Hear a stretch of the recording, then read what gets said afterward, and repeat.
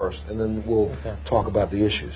It was about a cocaine ring that operated along the west coast of the United States throughout most of the 80s. And they were funneling, they were selling cocaine in South Central. They were also selling it in Oakland. They were selling it in San Francisco. They were selling it in San Jose. And some of the money they were making was going to support an army that the men who ran the cocaine ring worked for, called the FDN. This was an army that the CIA started in 1981 and supported. Better known to us, most of us who remember news, the Contras from Nicaragua. So go right ahead. The men that were running the cocaine ring were top officials of this Contra army. And what we found was that they were selling this stuff in South Central, which is, you know, predominantly black section of Los Angeles, immediately before the outbreak of the crack cocaine epidemic. They started selling powder. Tons and tons and tons of powder cocaine was going into this one small area of the city. And from there, they sold it to Freeway Rick. And Freeway Rick took the powder, turned it into crack, and starting in 1983, 1984, began distributing it to predominantly the gangs, the Crips and the Bloods in Los Angeles. And they spread it, you know, from there.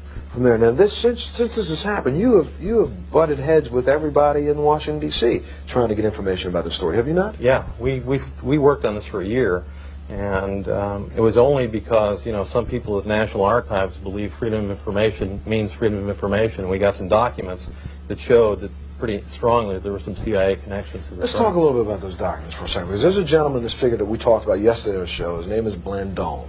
Danilo Blandón, who was a person who was a member of the aristocracy of Nicaragua before the fall of Somoza, and then he fled and comes to the United States and decides, while he's in the United States, so you can all understand this, he wants to raise money for the revolutionaries who are trying to overthrow the government that just overthrew them.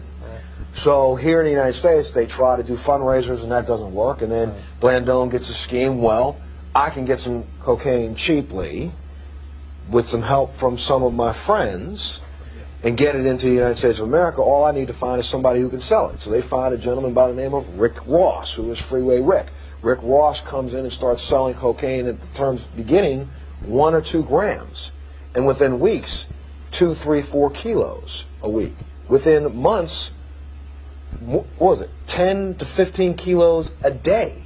Ricky Ross was selling cocaine to the point of making $3 to $4 million a day. He sold so much cocaine, it hurt his fingers to count the money. Not only in Los Angeles, but in Cincinnati, in St. Louis, all the way across America. So some can say, and this is the reason why people are so angry at you in your article, is that Ricky Ross, the dope dealer, was supplied by the CIA because Blandón was an operative for the CIA, correct? Blandón and Meneses were working for an army that was a wholly owned subsidiary of the CIA. They were meeting with CIA agents. Blandón, and this came out in court. I mean, Danilo Blandón is now a government witness. He works for the Drug Enforcement Administration.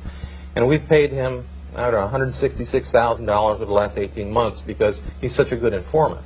So they put him on the witness stand in Ricky Ross's case. And he testified that in 1981, he went to Honduras. He met with the commander, the military commander of the CIA's army, and he was instructed to go raise money in California for this Contra army.